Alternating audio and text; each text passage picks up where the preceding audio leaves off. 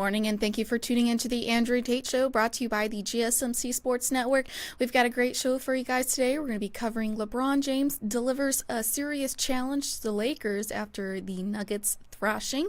We'll also be talking about why the Knicks versus the 76ers rolls around Joel Embiid. We'll also be talking about the Spurs could sign Chris Paul this summer, and make sure that you guys stick around for later in the show when we'll be diving into our dating horror story for the week.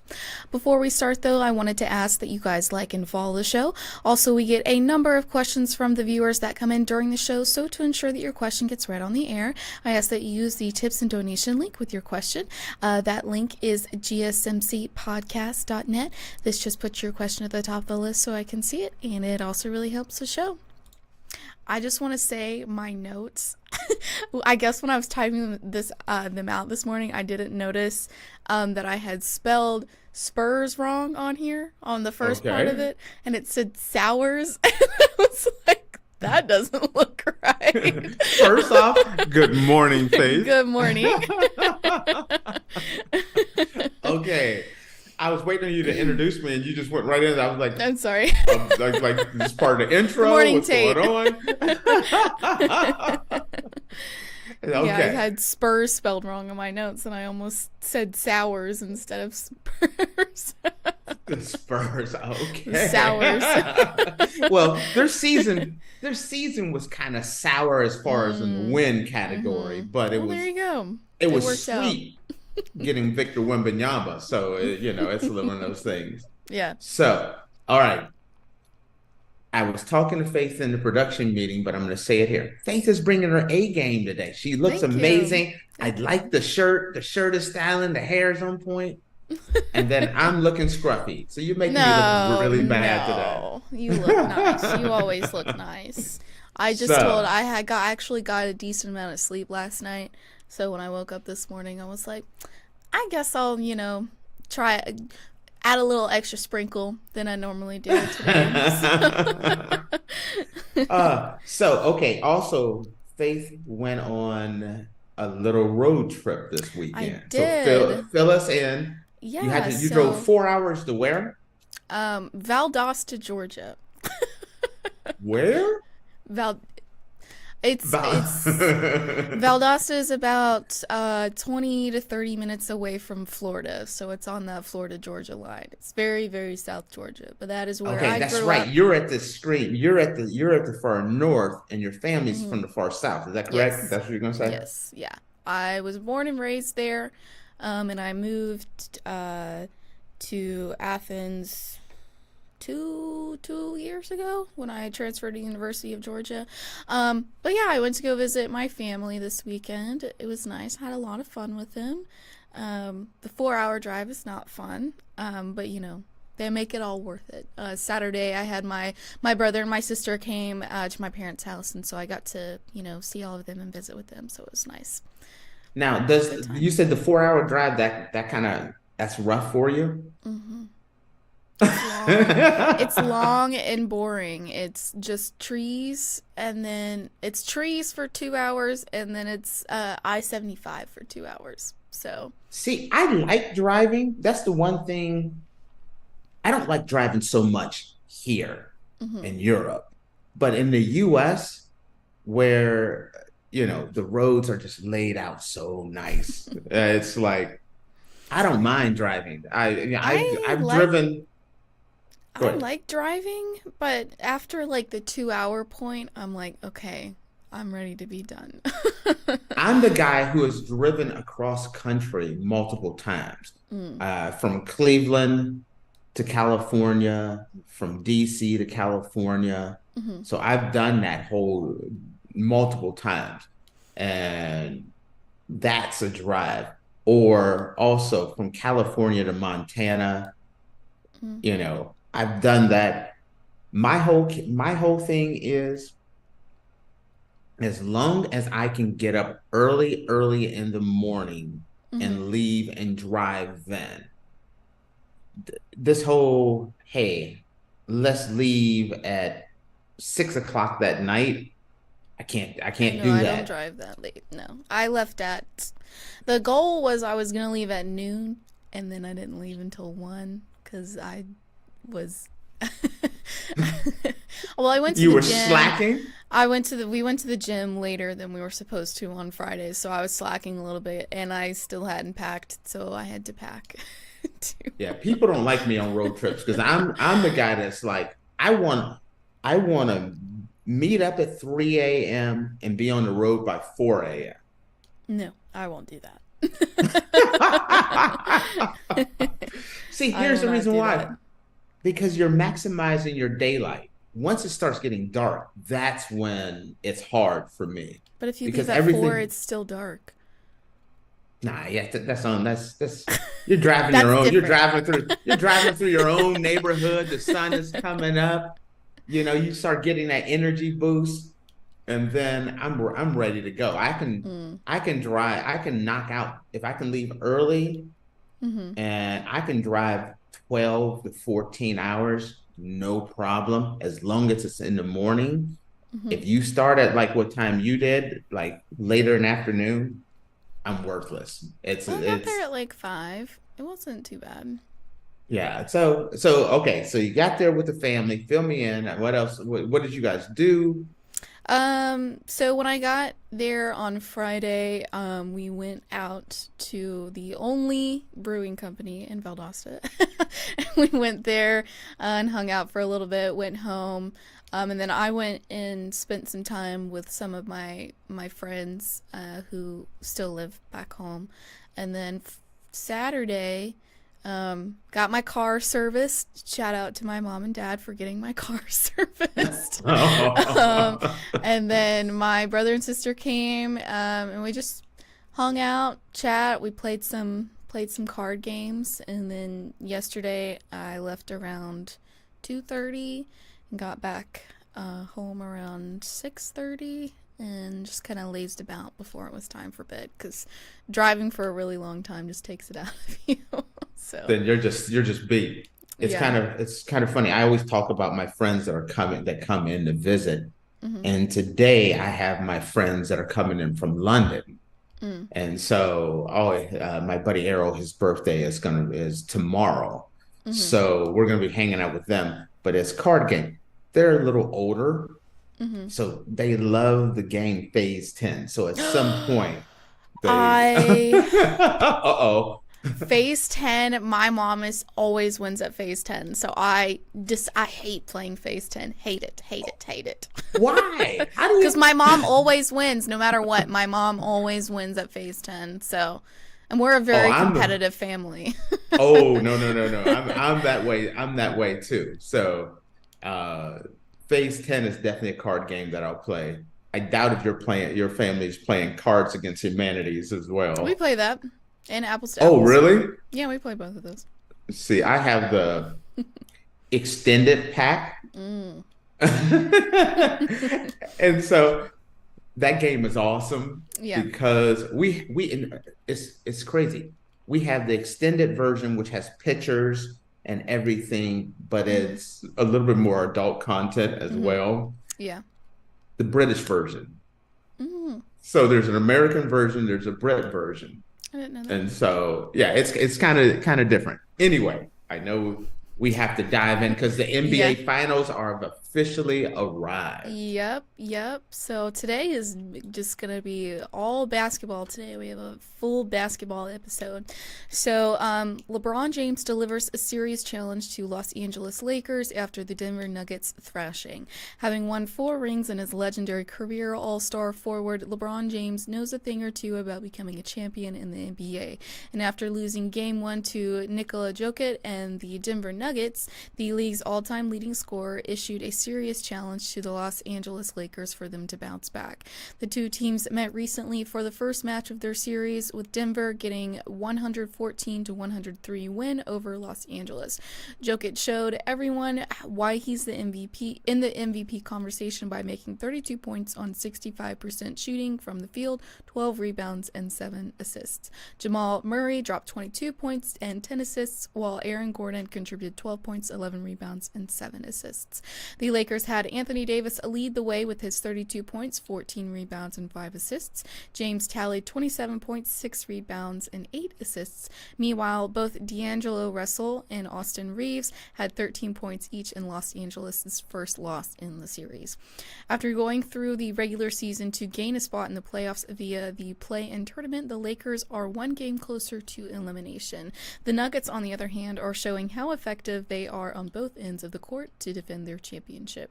And then LeBron James challenges Los Angeles Lakers after Game 1 loss to the Denver Nuggets. After the game, James spoke to the media and pointed out why his team have won championships in the past. In a video shared by Oh No He Didn't on X, the 4-time NBA champion dropped a serious challenge to the Lakers. As pointed out by Lakers legend Magic Johnson, there was nothing wrong with how James and Davis played in Game 1. The problem lied in the team's guard, Austin Reeves and D'Angelo Russell, and how they contributed a combined total of 26 points to their team. If the Lakers want to win, the entire lineup will have to pay more attention to detail. Otherwise, Los Angeles will find themselves exiting the playoffs earlier than they wanted. Okay, Miss Faith. Yes. Is there a movie that your family likes to watch that you hate? And every year, it's like The Grinch for me. You don't I'm like not the a bit. Grinch? No, I don't really like the Grinch. It's not Toy Story, but Christmas Story, the one with the kid with the glasses. Not movies, but like games. Like my brother always wants to play Monopoly, and I hate playing Monopoly. See, I love Monopoly. That's my game. But I'm more talking about the movies. I don't think so. No. It's like watching this game is like watching those Christmas programs, certain Christmas programs that you don't like, but every year someone forces you to watch that game or watch that movie. Well, this was that game. This was the movie. Lakers versus the Nuggets. Every time they play, it is the exact same thing. The Lakers are like, we're going to take them serious this time. We're going to put everything into this game, and we're going to come out strong. And that's exactly what they did. In the first half, LeBron and James and Anthony Davis are firing. They're up by a big lead. LeBron James and Anthony Davis, they had 37 points between the two of them. They're looking good. They're moving. And I'm just sitting there with my arms crossed, like, I've seen this already. Freddy Krueger rises from the dead. He comes back and he kills everybody. In this case, Nikola Jokic rises from the dead. Same thing. Halftime happens. The Lakers are up. They come back in. It's the third quarter. And what happens? Denver goes on a 13-0 run. Their lead is gone. The Lakers are behind. They have no answer. There is no answer for Murray and Nikola Jokic. They don't have an answer. Every game, when they were in the playoffs last time, same kind of thing happened, and then they got swept. Well, nothing has changed. When I watch this series, I'm like, they have no answer on how to stop Jokic. They have no answer on how to stop Murray. Jokic, 32 points. Murray, 22 points. But these were real points. And then Michael Porter Jr., 19 points. That was, and it's over. The Lakers, something has to be done differently. When you look at Jokic, 19 of the 32 points in the third quarter all went through Nikola Jokic. Either it was an assist or he scored it. And there's no answer. They started putting LeBron down on him a couple of times. Anthony Davis, they don't have an answer on how to stop him. And it's hard when you watch him as a Laker fan or any fan, non-Denver. Jokic does not look athletic at all. He don't look like he can hop. He got any hops. He looks slow. He looks clumsy. And you look around, and he has killed you. I mean, he has literally killed you. For the Lakers, LeBron James and Anthony Davis came to play. Uh, Anthony Davis, 32 points. LeBron James, 27 points. They did what they're supposed to do. That's what is expected. The problem is like what you were talking about in the article. Rui Hachimura, D'Angelo Russell, and Austin Reeves. They got, between the two guards, D'Angelo Russell and Austin Reeves, 26 points. That should have been, one of those two guys should have got 26 points on their own. In order for them to win, you need a third guy that's going to get you 20, 25 points a game. That's normally D'Angelo Russell. You're going to need Rui Hachimura, Austin Reeves to step up. When the best lineup they have is Davis, LeBron, Hachimura, Austin Reeves, D'Angelo Russell, but their defense, that lineup is their best offensive lineup, but defensively, they're at a liability, and they cannot slow down Murray or Porter or Jokic at all. But if you go in with a different lineup, then the Lakers aren't going to score as much. They're not going to shoot as many threes. So it was not a good matchup here. And I actually thought this would be the game. This was the game to get to, that the Lakers needed. Denver's been resting. The Lakers are coming off of play-in tournament win, so they got a big win. They're coming in healthy. They're fresh. They're on a roll. And it was same bad channel, same bad time. It was like club you over the head in the third quarter, dominate you in the fourth, and cancel Christmas the rest of the game. And I look at this and I'm like, it's unfortunate. I watched this. Yes, go ahead. What are you going to say? It's unfortunate because the score it's very close.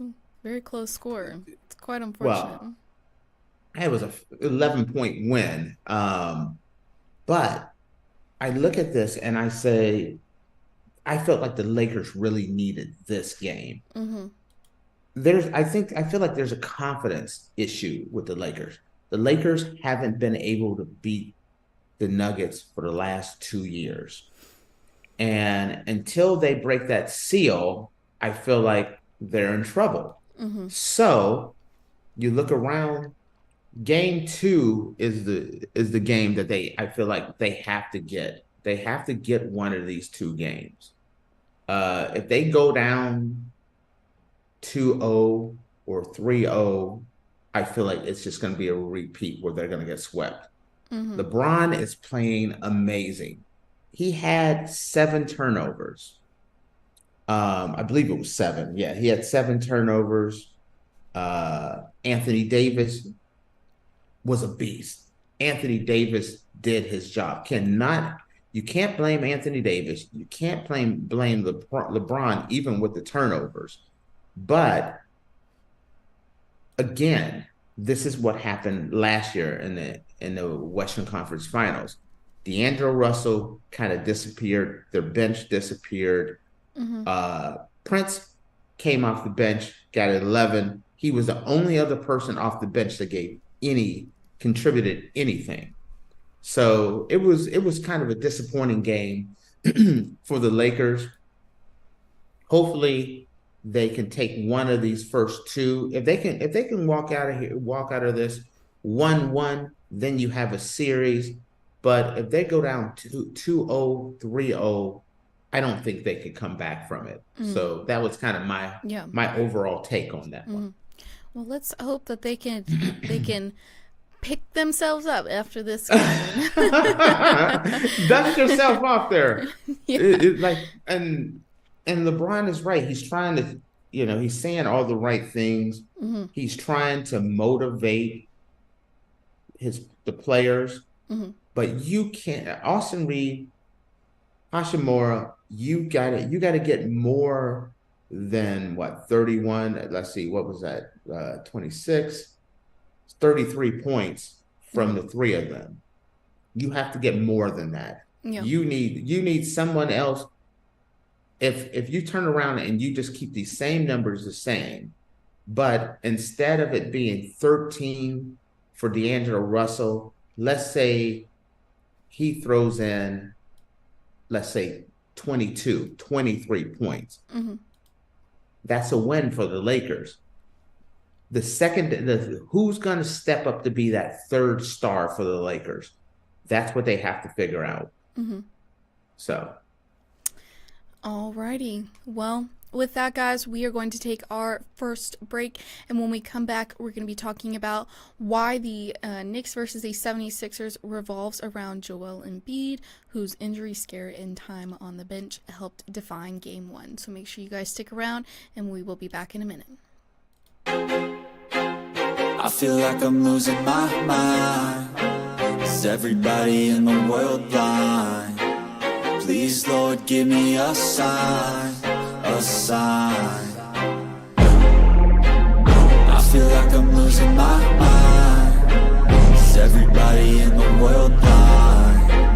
Please, Lord, give me a sign, a sign. I wanna be the greatest. Everybody on the fake shit. I look around and feel like everybody is the fakest. I make this every day and I'm impatient, hoping one day I blow up from the basement. Statement, the top is so vacant. I don't hear shit that I think is amazing. Waiting for my day when I'm playing sold out shows for 1,000 faces. Hey, give me that crown, get in my way and to be put down. It ain't your place, all this my town. If I want that shit, then I'll get it right now. I'm losing it, the noose it fits. I'm losing shit, a stupid myth. You choose to live or choose to dip. You choose to fight or lose your grip and lose a gift. I feel like I'm losing my mind.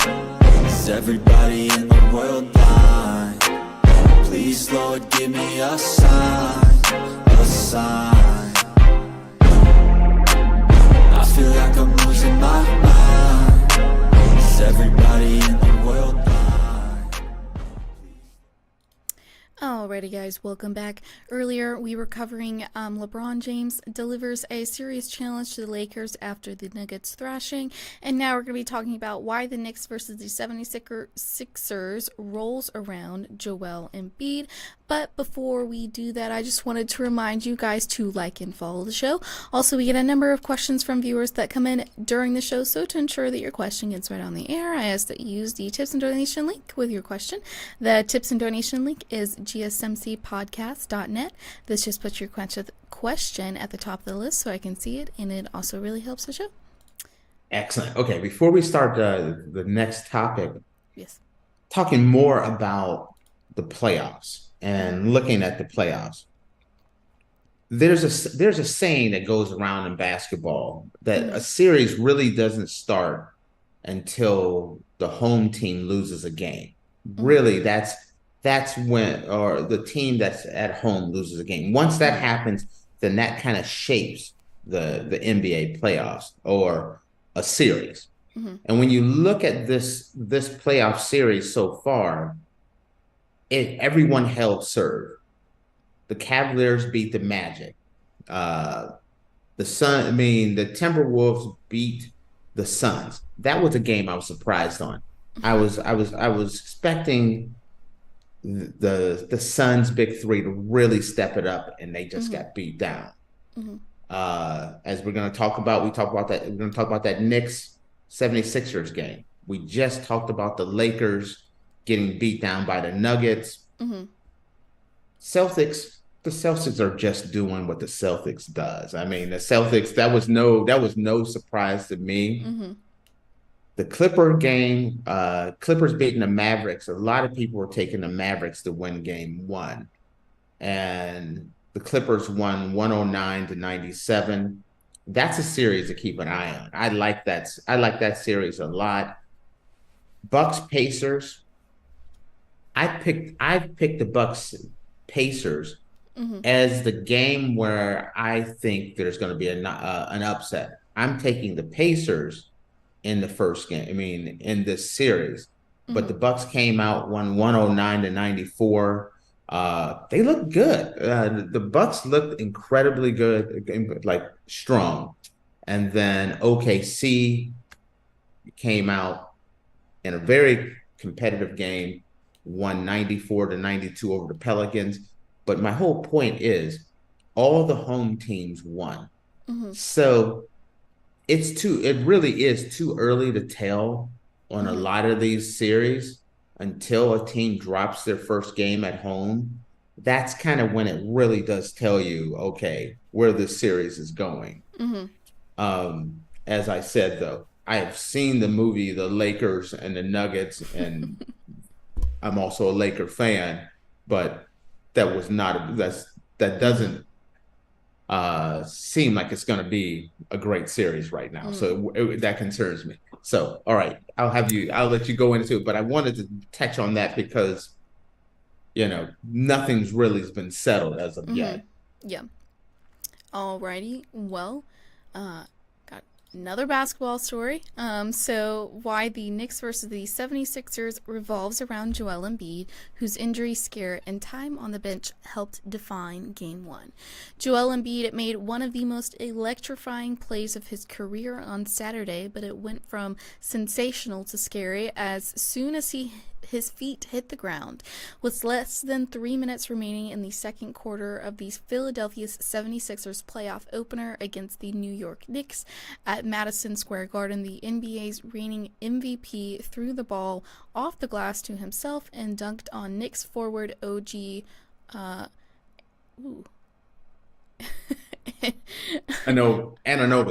Anunoby. Okay. Yes. As his teams started to celebrate, Embiid landed, grabbed on his left knee, and fell to the floor.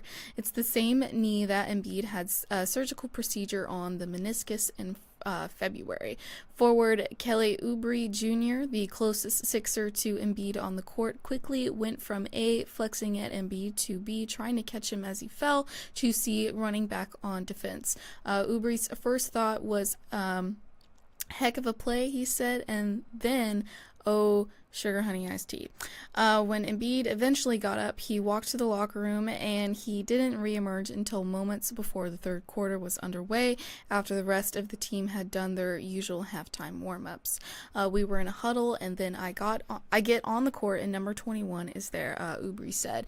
But that just goes to say he's resilient, he wants to win, he's going to do every single thing, he's going to put his body on the line. Embiid wound up playing 20 minutes in the second half with 37 total. He finished with 29 points and 8 for 22 shooting and 11 for 12 from the free throw line, 8 rebounds and 6 assists. He was plus 14 in the 111 to 104 loss.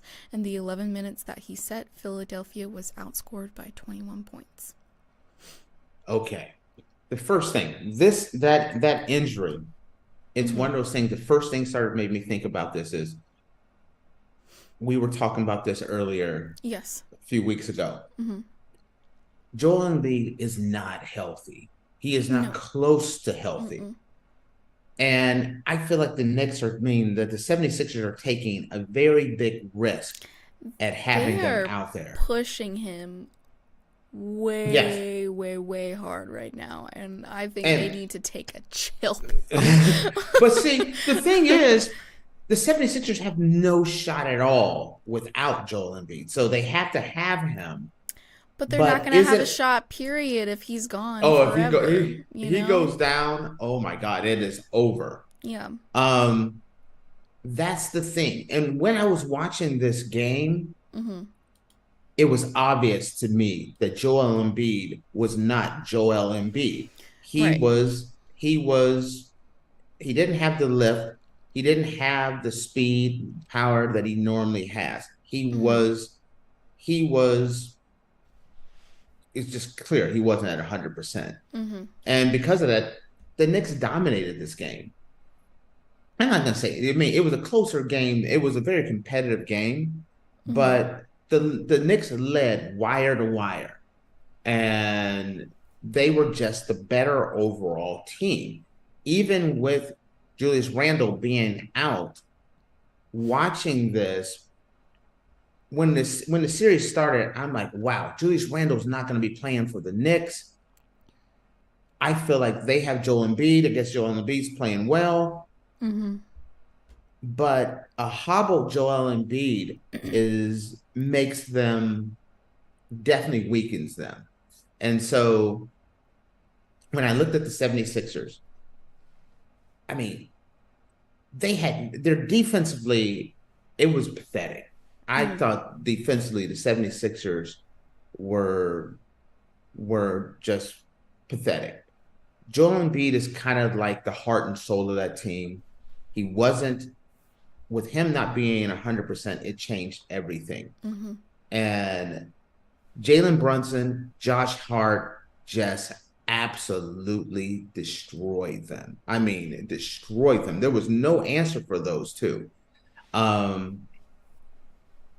You know, when you look at what was going on, I think Brunson, how many points did Brunson have here? I would go back to look at that. Because Brunson ended up with 22, I believe, and Josh Hart ended up with 22.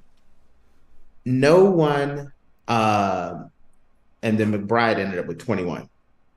No one, I was not expecting Josh Hart to go off like he did either. But the Knicks were just a better overall team. Like we're saying, rebounding. That's where Joel Embiid's, his not being healthy, the rebounding became a factor. So many times the Knicks got a really big rebound when the Knicks needed it.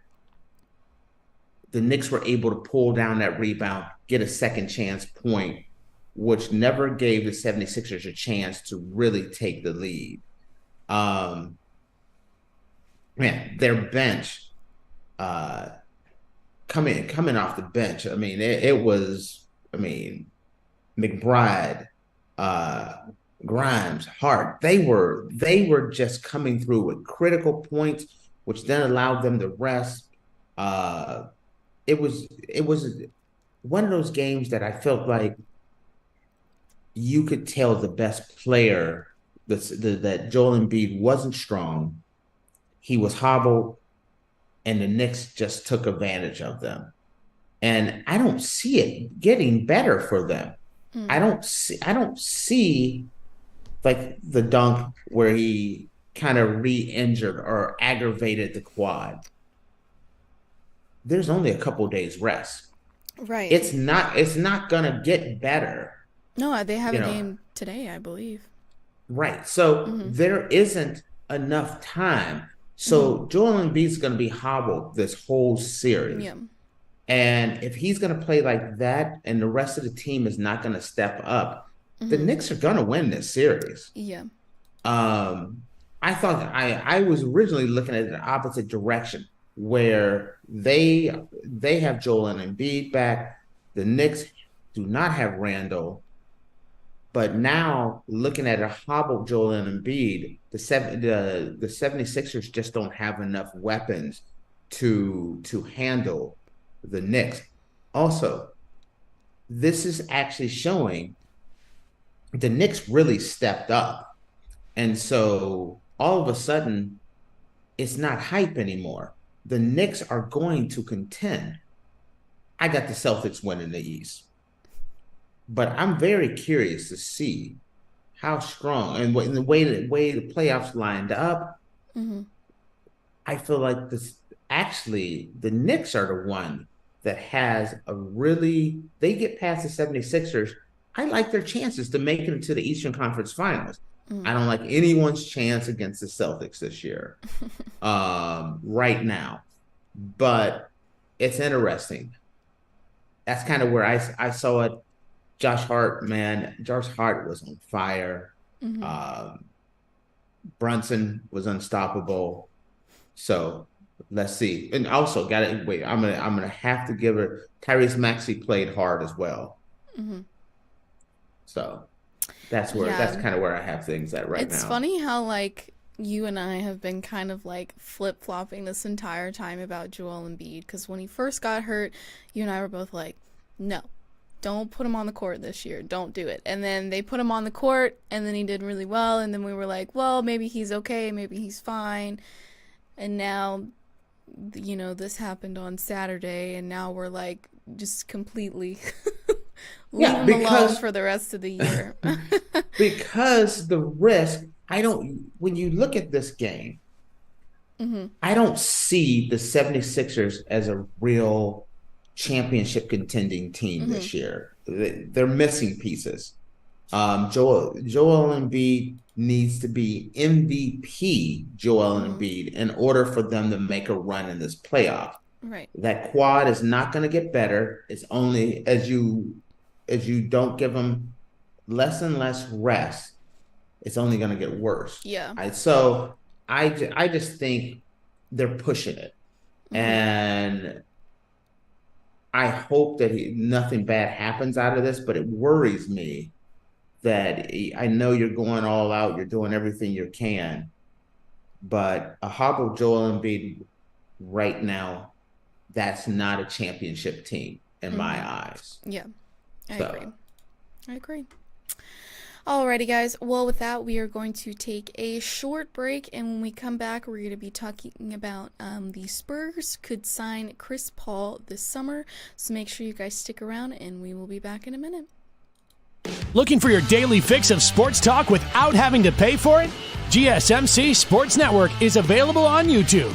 Just search GSMC Sports Network. Get your fix of daily sports talk shows on YouTube, absolutely free.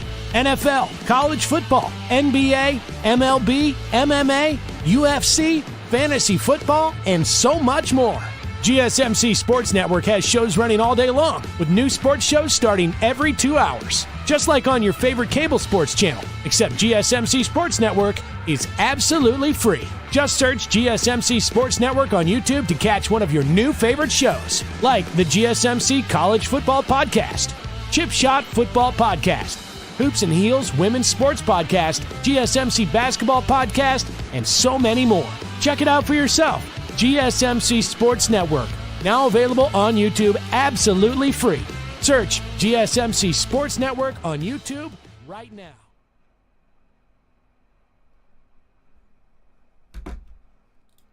Alrighty, guys, welcome back. Earlier, we were talking about why the Knicks versus the 76ers revolves around Joel Embiid, and now we're going to be talking about the Spurs could sign Chris Paul this summer. Or the Sours, apparently, to my notes. The Sours. The Sours. Alrighty, so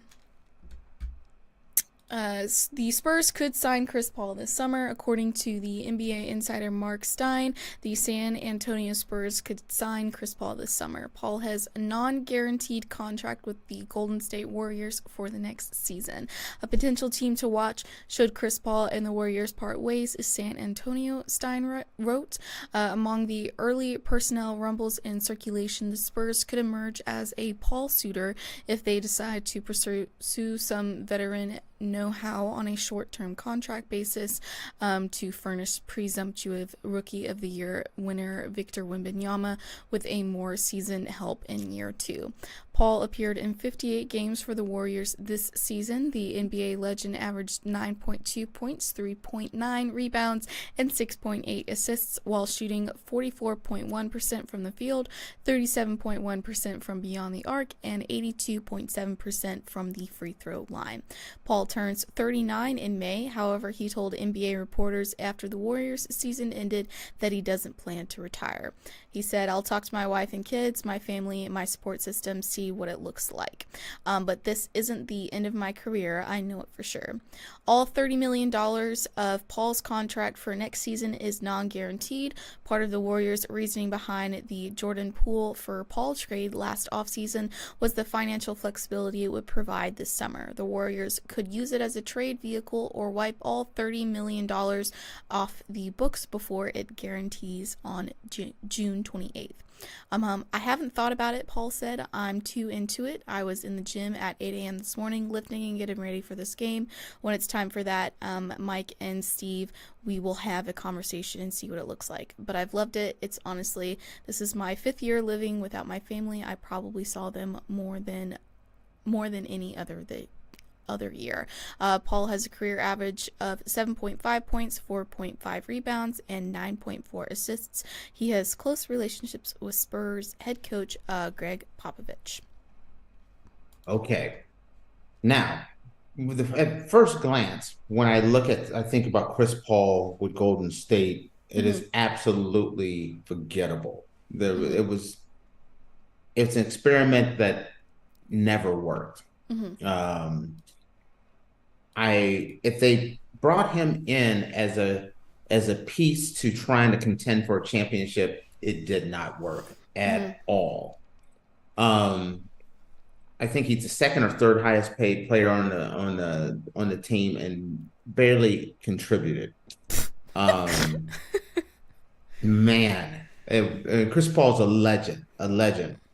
And I look around and I'm saying, okay, it does give the Warriors an opportunity.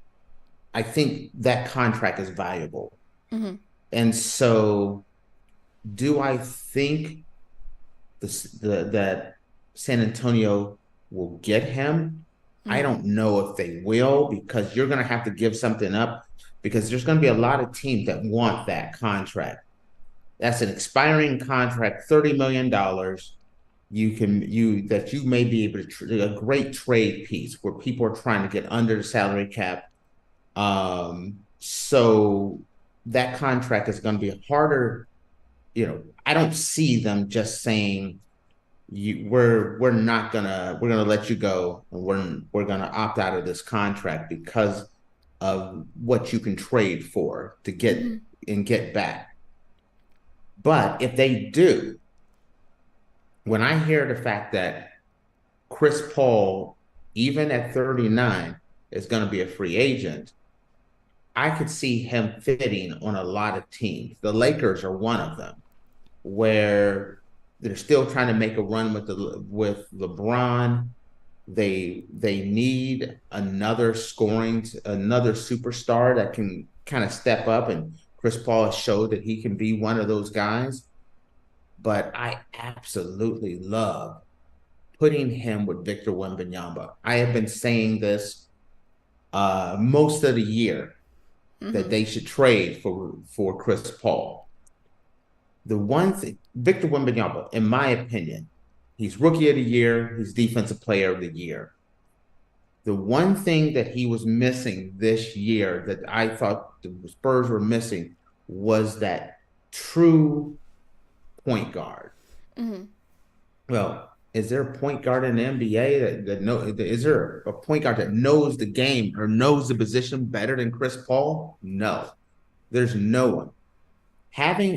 Putting Wembanyama with Chris Paul allows Wembanyama to advance his game even more, where Chris Paul would be able to get Wembanyama get him the shots that he needs, where in the right places, right locations. That's what a great point guard does. And Chris Paul arguably could be the greatest, or one of the greatest point guards. Magic is the greatest, but one of the greats of all time. And so having a guy that can come in with a younger team, especially the Spurs are going to be a young team. Maybe they draft a point guard, maybe they bring whoever they're going to bring in and work with. But having a young point guard to learn from a Hall of Famer like Chris Paul would be amazing. Chris Paul showing the point guard, showing their whomever they're going to draft or whoever they decide to go with, how to play the game, how to get the ball to Wembanyama in the right spots. It's a lot of times Wembanyama's getting the ball and then he has to create separation, get the ball in the right spot. He's having to play. He's a 7'3" guy putting on the ground, dribbling, driving to the hole, which makes him amazing. But think about how great Wembanyama would be if he had a point guard that could get Wembanyama a lot of easy points, where he doesn't have to work. He doesn't have to work and to get open. So now those points come into play. I think it definitely increases his offensive performance. Defensively, Wembanyama's already set. My opinion, he's the best defensive player in the game right now. If I had a vote, he's getting my defensive rookie of the year. But the offensive game is what comes on later and adjusting to that NBA style of play. Well, nothing advances a big man's numbers than having a quality point guard that's really going to help him advance his game. Someone that can kind of work with him during off season. Practice on where do you like the ball? Okay, I can get you there. Know how to get it to him up top. Wembanyama is the largest, tallest player in the NBA. He has room. I mean, Chris Paul will take advantage of that. So I do like this, but when I think about Chris Paul, even though this year was a failure, the whole thing with him going to Golden State was not. I don't feel like it was a great move for Chris Paul. And that's one of the reasons why so many people are asking, hey, are you retiring after this? Because this was his worst year of his career. Right. But if you're Golden State, you're not benching Steph Curry for Chris Paul.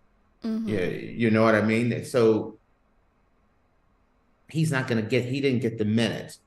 I think there are some contenders out there that would love his shooting, being able to run the point. I think he fits in incredibly well with the Lakers. The Lakers, it would make them a little older. And I know the Lakers do not want to get any older. You don't want I was going to ask that.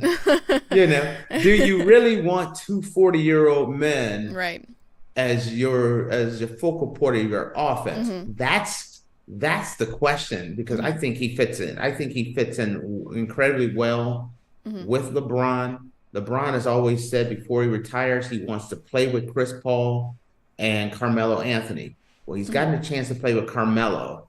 Now, does he get a chance to play with Chris Paul? I think it does. I think he does fit.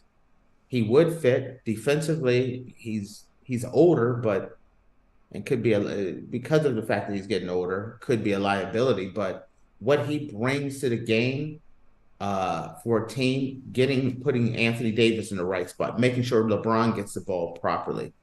I like him going to the Lakers more than anywhere else, provided he's willing to. If he gets released by Golden State, I was about to ask, do you see Golden State releasing him? No, I don't. It's an easy exit route for them. They could just release him. It's not guaranteed. I think he has like $30 million or so. Yes. I think it said, okay, so he has $30 million that's not guaranteed. So the Warriors could walk away and take $30 million off the cap. They paid $177 million in taxes last year, which is more than any team has ever paid in luxury tax in the history of the NBA. They had the highest payroll in the NBA. But that expiring contract can open up there's a lot of teams that want expiring contracts where that they can bring in maybe the Warriors can kind of retool and get a few pieces that they need by trading that Chris Paul contract. Mm-hmm. I don't know. There's not a lot of people out there that may trade for Chris Paul, but they will trade for that contract. That's kind of the way I see it. You're only allowed so much money. When you're doing a trade, it has to be a like for like contract. Mm-hmm. So that's a nice contract to have that you can maybe get a piece.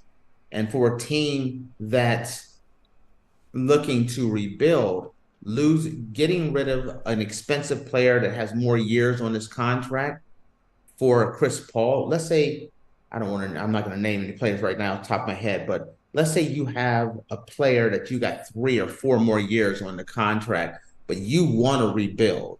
Mm-hmm. Well, you can take that contract, package it up, trade him to the Warriors, pick up his contract, and you've lost, instead of being $30 million a year for the next 3 years or 4 years, which is $120 million, you can trade them for like, and you lose $120 million off your cap for the next 3 or 4 years, and opens up for a nice rebuild. Kind of, if you look at Oklahoma City Thunder, New Orleans, Minnesota, that's how they were able to make some trades, get some younger players, and rebuild. There's other teams out there that are still looking to rebuild, that are looking to dump some salary. And so going after that contract, I think, is what is so valuable, and why I don't see the Golden State Warriors just releasing him. But if they release him outright, I could see the Spurs or the Lakers being the top 2 suitors. Mm-hmm. And I think if you're Chris Paul at 39, you're going to go for, I don't think the San Antonio Spurs are going to be a place that he wants to go, because at 39, he has 1 or 2 more bites at the apple max. Mm-hmm. He's going to want to go to a contender. He's going to want to go somewhere where he has a shot at winning a championship, not rebuilding and on a project like San Antonio. So I don't see this truly as a real scenario, unless he gets released and the market completely dries up. He's going to be wanting to go for a contender. So that's kind of where I see it at. Mm-hmm. All right. Well, I guess we'll have to see what happens this summer then. You know what this is? Tay's excited for the next segment. Alrighty, guys. Well, with that, we're going to take a short break. And when we come back, we're going to dive into our dating horror story of the week. So make sure you guys stick around, and we will be back in a minute.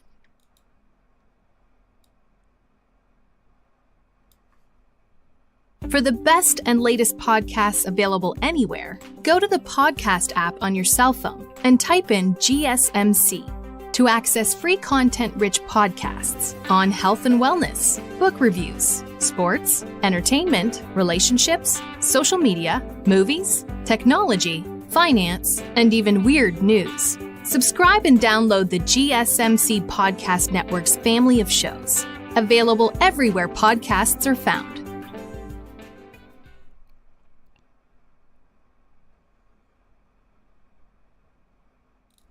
Alrighty, guys, welcome back. Earlier, we were talking about how the Spurs could sign Chris Paul this summer, and now we're going to dive into our dating horror story of the week. This one's a little long, so just bear with me. I got no problem with as long as it's good. Alrighty. So I met this guy on Tinder and we started talking. He happened to have a brother in my hometown and said he was staying with him that weekend. So I agreed to meet with him while I was in town after class. He was an hour later than he said he would be, so I waited in my car until he got there. I lived an hour outside of town, so I couldn't go home while I waited. I knew he had driven around an hour hour and a half to come see me that night, so I gave him a second chance. The next morning, we went to breakfast. When we were agreeing on a time, I asked if it could be a little later since I live so far side of out of town, and he responded, "Of course, I noticed you live super far out when I was looking at your Snap map," which, if you don't know what Snap map is, on Snapchat, you can set your location public, private, and I guess she had it set to public, and he was checking that. She said, which kind of rubbed me the wrong way, but I let it go. I only had mine on so my roommate could make sure I was okay. He started to get overly affectionate as soon as he got to the restaurant. I'm not a fan of PDA, so I asked him to stop, and was talking about engagement rings and spending his life with me.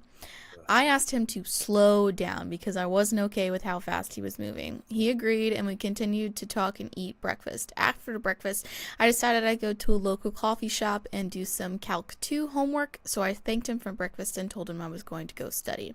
He followed me to the coffee shop. I had gotten out my laptop notes in my TI-84 plus CE graphing calculator.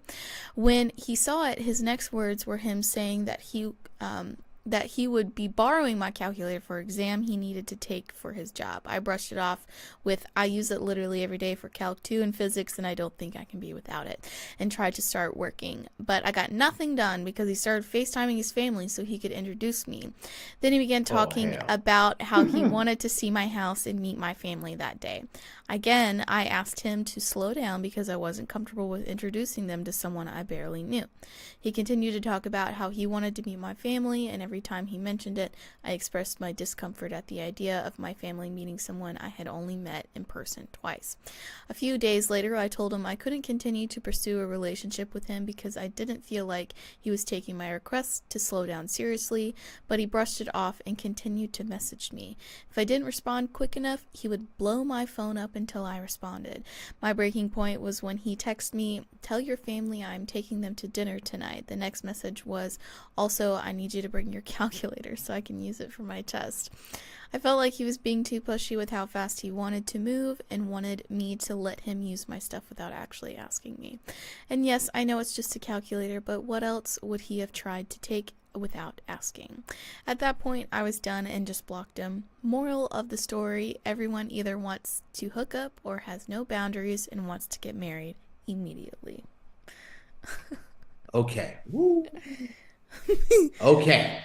I would run Woosah. so fast Woosah. that My blood pressure went up. I would run away so fast at the sound effects from like the cartoons, when they're like Yes.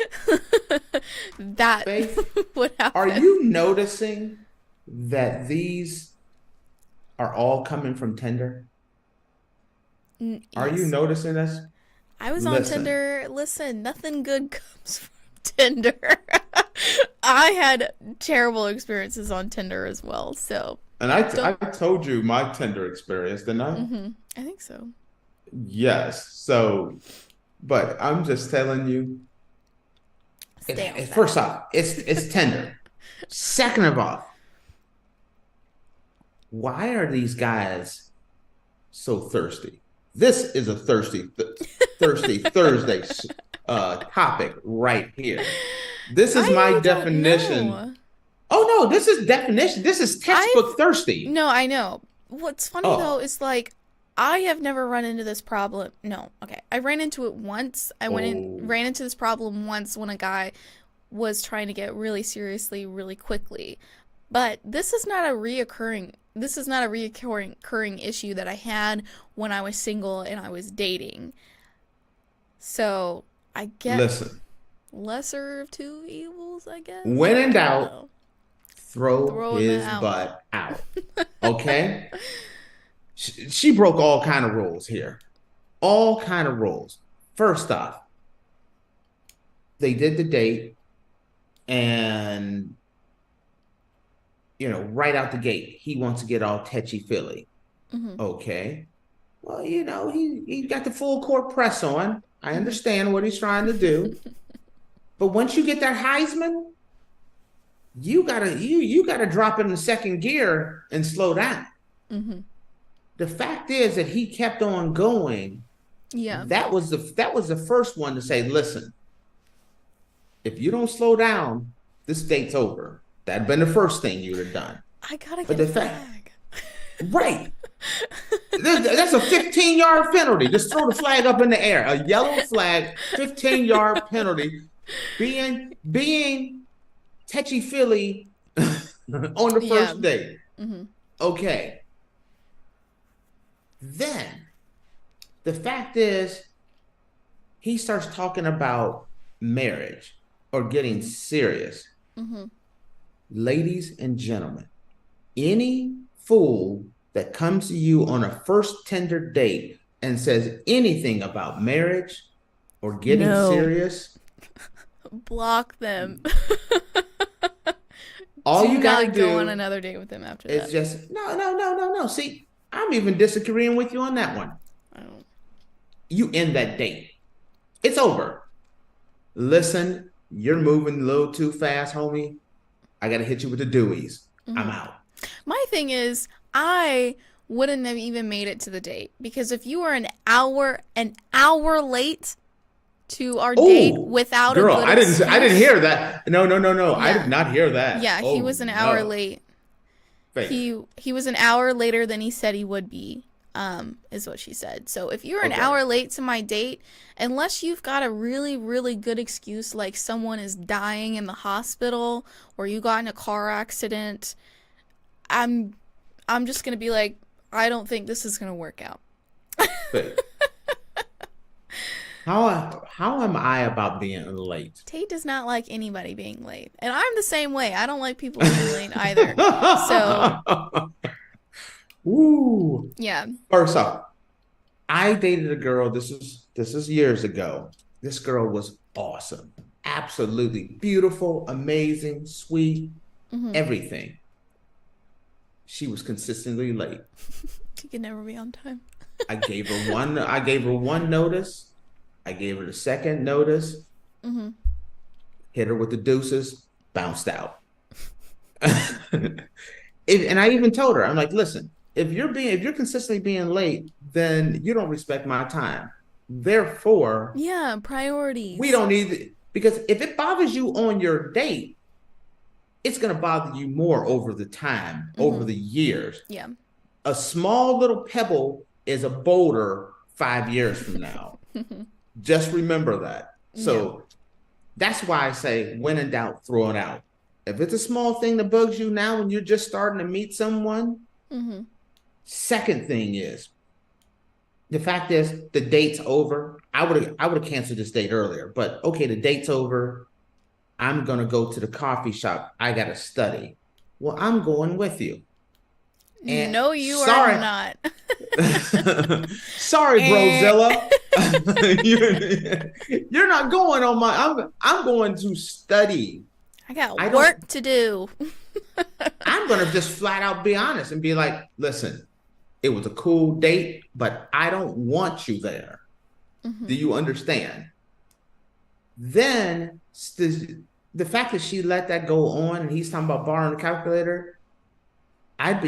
Sometimes you got to be brutally honest. Listen, you're a nice guy, but we're not right. You a little too thirsty for me. You're not borrowing my calculator. You're not talking to my mom on my phone, and I want you to leave the coffee machine, the coffee shop. I want nothing to do with you. Sometimes you gotta lay that pimp hand down. Sometimes, just because this guy is being too much, you gotta be honest with him. And I think I'd rather respect someone to be honest instead of keep on. Because she kept on. Partially, this is where you're gonna disagree with me on, Faith. I think she was just trying partially, to be nice. But see, this is a problem though. I feel like partially it's her fault. Let me explain why before you attack me on this. On why. Okay, because normally you do. Normally you start firing body shots right away. Here's the reason why. The first thing, when he started getting handsy, she told him no. He kept on being handsy. She didn't send him on his way, kept him there.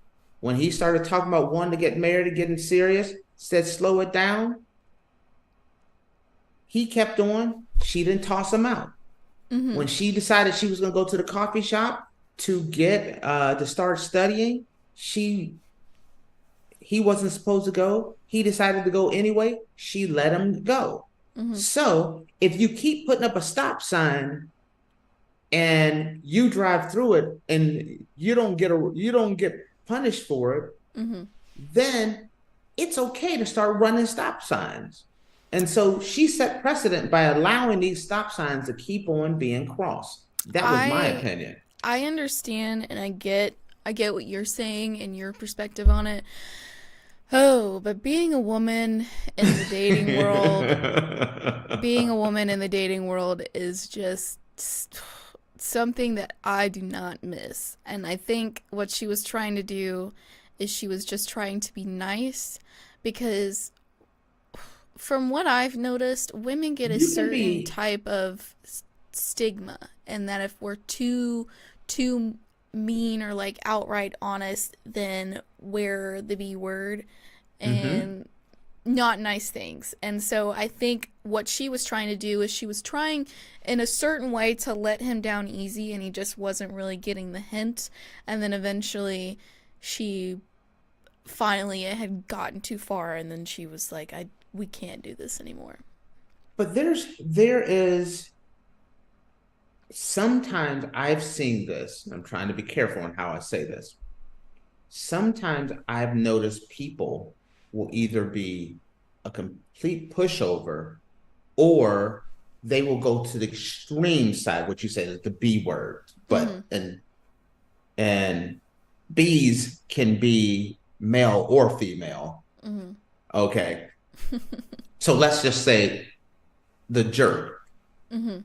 You can be forceful and honest without having to go to B land. Listen, you're a nice guy, but you're moving too fast. I don't think this is going to work out for us. And then hold your ground. Once you tell them that, you can't be making it a caution sign. If you're gonna put up a stop sign, you got to make it a stop sign. No. So she kept giving him stops, but then letting him coast through. Another stop and letting him coast through. And there was so many of those that at that point, no is the first maybe. You understand where I'm coming from? No, because I do. she set precedent on that one. I completely understand. I get it. 'Cause I am guilty of being a pushover sometimes, and I have definitely been, not in this situation to the extreme, but I have been in this type of situation where I say no, and then, they cross over the line and I don't really do anything, and so it just, keeps getting bigger and bigger and bigger and bigger and bigger. So, yeah. That's why I say what you mean what you say. Say it with your chest. Yes. You cannot, if you keep on with just keep letting them go through the stop signs, he's a perpetual line stepper. You know what I mean? He's consistently, no, you can't go to this. Well, I'm gonna go anyway. I want to talk to your parents. Well, he's trying to FaceTime with mama. Hey, mama, how's it going? No. It'd be, hey, mama, how's it going? I hit him with that elbow. Mama see me catch him with that elbow, if anything. Yeah. And then I step over his body and walk on out. No, you cannot. You have to stand your ground, because seriously, guys look for that. Once you start, because you understand, like she said guys no. do look for that. Yes, she Yes, said they do. no, Yeah. but I can go further and she'll let me. She says no, but I know if I try harder, she'll give in. Once you see that turns into other things as well, because you start seeing that, hey, stop signs aren't really stop signs. They're just like, They're you. Yeah, slow down a little bit, but push forward. Yeah. So that no is the first maybe. Moral of the story, stay off of Tinder. That's the moral of the story right there. I thought the moral of the story was stand your ground. But I mean, that apparently too. Stand your ground, but stay off of Tinder. Nothing good comes from going on a date from Tinder, obviously. I mean, we have had so many stories about people having something go wrong with the Tinder date. And I have had so many things go wrong with the Tinder date. Do you know anyone that's had some great success with Tinder? Like, I know a lot of guys, I'm being honest with you, I know a lot of guys, they love Tinder because it is the hookup snack shop. That's why they you go there. That is why they love that. Get a little bit of that. Get a little. I met my ex-boyfriend on Tinder, so. Can I ask you a question? Yeah. How'd that turn out? He's my ex-boyfriend. That's a whole. We're not dating anymore. I'm not trying to put your business in the street. I'm just saying you've openly talked about how you didn't have didn't end well. It never. I feel like it never ends well, does it? No. I mean, I think there are a handful of people that have met, like, their partner or like their husband, wife, whatever, on Tinder, and it's gone well. But I feel like that's like a handful of people, and then the rest is just an absolute mess. So it's kind of like there's a handful of people to win the lottery too. Yeah, why can't that be me? Maybe I should try playing the lottery since Tinder didn't work out for me. I've had 3 friends. It's 4 friends. 3 friends win the lottery. So maybe I'm friends with you now. Maybe it's being friends with you. Maybe that's the girl. Because it's I have not won. Tastes like it because it sure ain't me. Yes, and I have tried because every time the lottery would get over 100 million, I'd be like, you know what? I gotta play because it's different.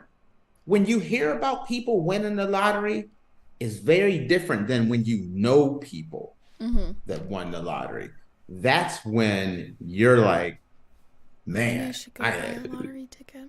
I know people who won the lottery. Because every one of them 200 right now. Every one of them ended up miserable. Every one of them had a close family member that tried to kill them. Every single one of them. Well, with that, guys. Yep, true story. With that, guys, we're going to close our show. That's a true story. Seriously, I believe every one of them, either someone tried to run them over with a car, tried to shoot them. I believe it. Oh yeah, yeah. Money making do crazy things. Do not. My moral of the story on that one: you win the lottery, don't tell anyone. Yeah.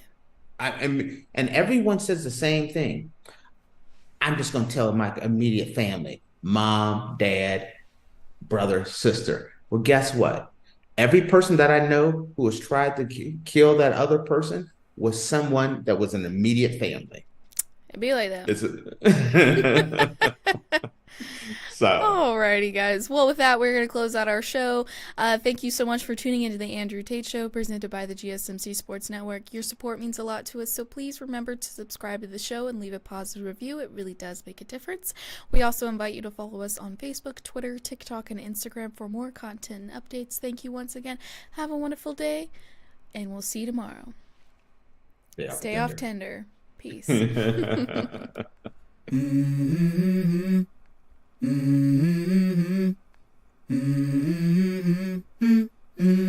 go. I wake up to a little bit of drool on my pillow, feel like it's gonna be a bad day. Yeah, I'm tired of shit, and the coffee ain't hit yet, damn ain't